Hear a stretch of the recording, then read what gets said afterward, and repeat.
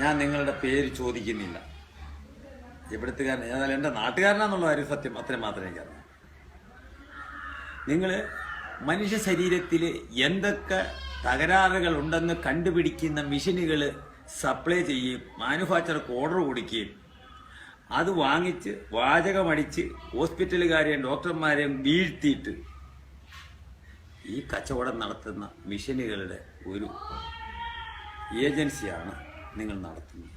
ഇതിൻ്റെ സത്യാവസ്ഥകൾ എങ്ങനെയാണ് ഈ മിഷൻ നിങ്ങൾ ഓർഡർ കൊടുക്കുന്നതെന്നും ആ മിഷൻ എന്താണ് ശരീരത്തിൽ ചെയ്യുന്നതെന്നും ഈ മിഷൻ വഴി ഏതെങ്കിലും അവയവം മുൻകൂട്ടി ധാരണയില്ലാതെ കണ്ടുപിടിക്കാൻ പറ്റുമെന്നും ഏത് മിഷനും ഏത് ലാബ് ടെക്നീഷ്യനുകാരനും അവന് മുൻകൂട്ടി ഡോക്ടർ പറയുന്ന ഇന്ന സാധനം കണ്ടുപിടിക്കണമെന്ന് അവൻ അറിയാതെ ഒരു മിഷൻ ടെസ്റ്റ് ചെയ്യാൻ പറ്റുമോ?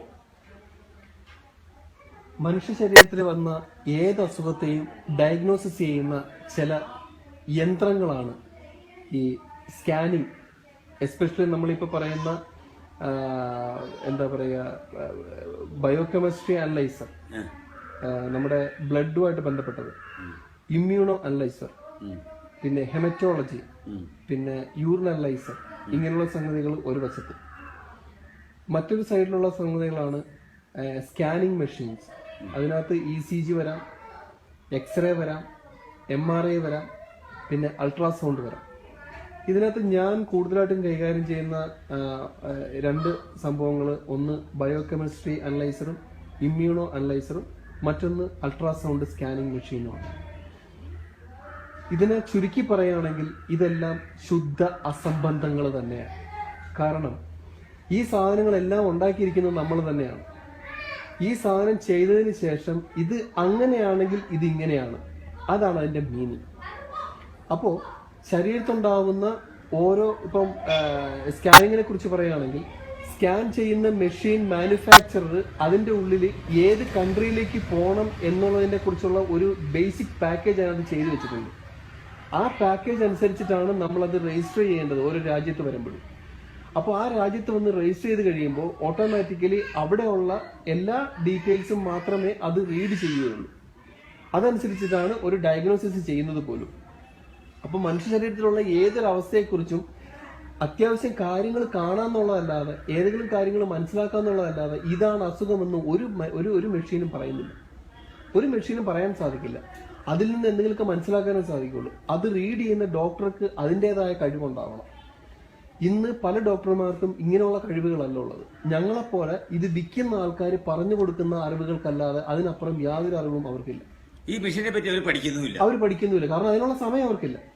അവരെ സംബന്ധിച്ചിടത്തോളം വരുന്ന പേഷ്യൻസിന് എത്ര എണ്ണത്തിന് കൂട്ടാവോ അത്രയും കൂട്ടുക, അതിനേക്കാൾ കൂടുതലായിട്ട് അവർക്ക് ബ്ലഡ് ചെയ്യാനുള്ള ആൾക്ക് ഓർഡർ കൊടുക്കുക, അല്ലെങ്കിൽ ECG ചെയ്യുന്നവരുടെ എണ്ണം കൂട്ടുക എന്നുള്ളതല്ലാതെ, കാരണം അവർക്ക് അത്രയധികം പ്രശ്നമുണ്ട്. അവരുടെ പഠിക്കുന്നുമില്ല.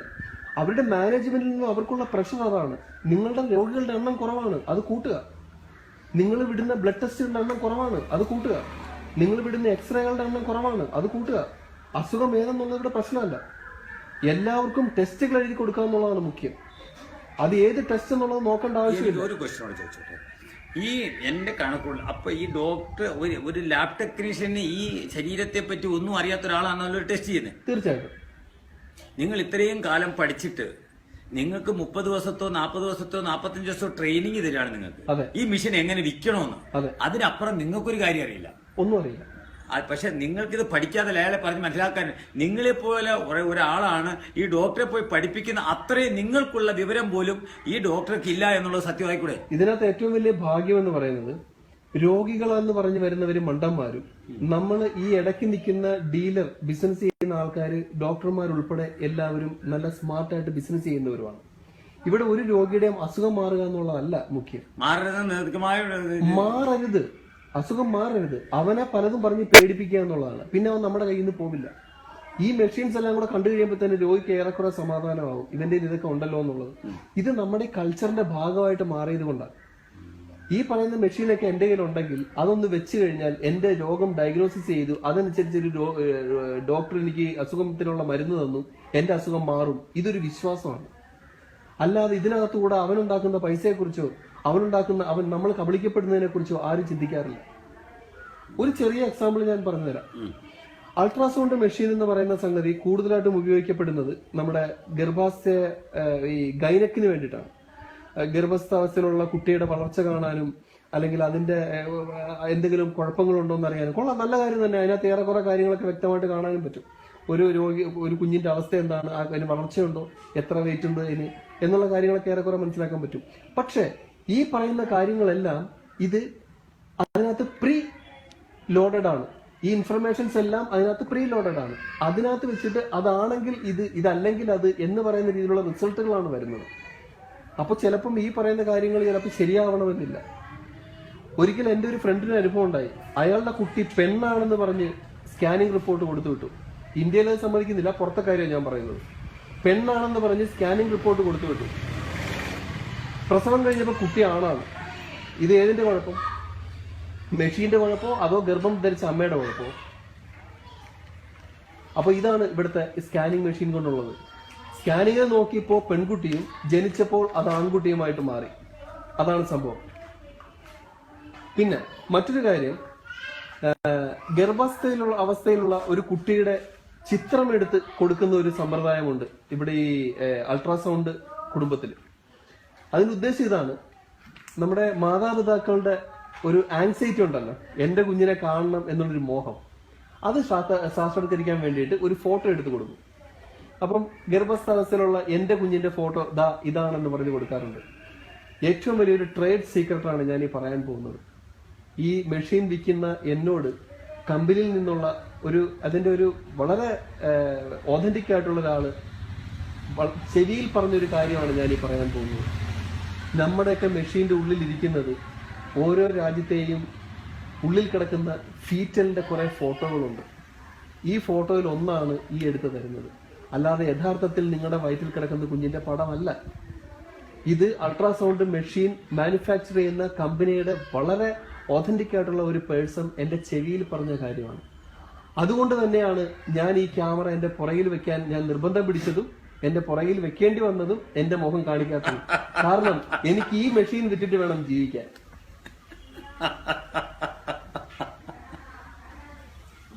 അപ്പം ഇത് മുഴുവനും പൊള്ളത്തരങ്ങളാണെന്ന് കൊച്ചിന്റെ മുഖം കാണാനായിട്ട് അപ്പൊ ഇന്ത്യക്കാരന്റെ മുഖം വേറെ, അമേരിക്കക്കാരുടെ വേറെ, ജർമ്മന്റെ വേറെ, അല്ലെങ്കിൽ ഓസ്ട്രേലിയയുടെ വേറെ, ഇങ്ങനെ തീർച്ചയായിട്ടും ആയിരിക്കും. ചെറിയൊരു വ്യത്യാസങ്ങളൊക്കെ അതിനകത്തുണ്ടാവും. പക്ഷെ ഇന്ത്യയിലുള്ള എല്ലാ കുട്ടികളും ഒരു 20,000 കുട്ടികളുടെ എടുത്ത് വെച്ച് കഴിഞ്ഞാൽ ഇതിനകത്ത് എല്ലാം ഏതാണ്ട് ഒരുപോലെ ഇരിക്കും. ഏതാണ്ടല്ല എല്ലാം ഒരുപോലെ 8 മാസം വരെ എല്ലാം ഒരുപോലെ. അതുകൊണ്ടാണ് നമ്മൾ ഈ പറയുന്ന മെഷീൻ രജിസ്റ്റർ ചെയ്യുമ്പോൾ ഏത് രാജ്യത്താണ് ആ രജിസ്റ്റർ ചെയ്യുന്നുള്ള കാര്യം നമ്മൾ ആദ്യമേ കൊടുക്കണം. അപ്പോ അതിന്റെ കണ്ടന്റ് മാത്രമേ ഈ മെഷീൻ റീഡ് ചെയ്യൂ. അതിനകത്തൊന്നും കാണുന്നില്ല, ലൈറ്റ് അടിയുള്ളൂ, അവിടെ നടക്കുന്നുള്ളൂ. അല്ലാതെ ഈ പറയുന്ന ഏതൊരു അമ്മയാണോ വെച്ച് സ്കാൻ ചെയ്യുന്നത് ആ അമ്മയുടെ ഉദരത്തിൽ കിടക്കുന്ന കുഞ്ഞിനെ അല്ല കാണുന്നത്.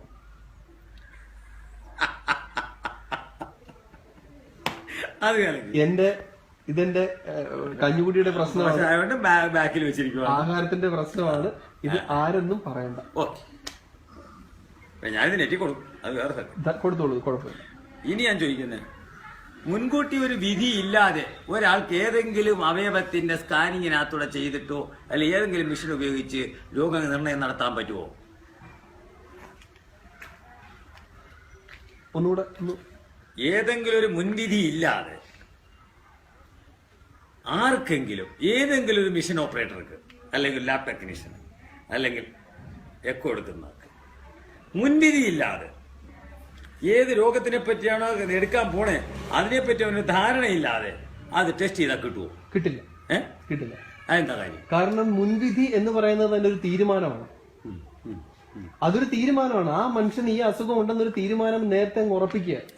എന്നിട്ട് നമ്മൾ അതിന്റെ ഒരു ബേസിലാണ് ഈ സ്കാനിങ് ഒക്കെ ചെയ്യുന്നത്.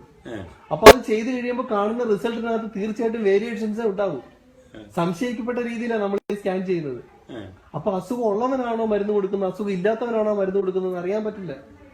മരുന്ന് കൊടുത്തു കഴിഞ്ഞാൽ എന്തായാലും അവന് അസുഖം ഉണ്ടാകുമല്ലോ. അപ്പൊ പിന്നെ സമാധാനമായില്ലേ?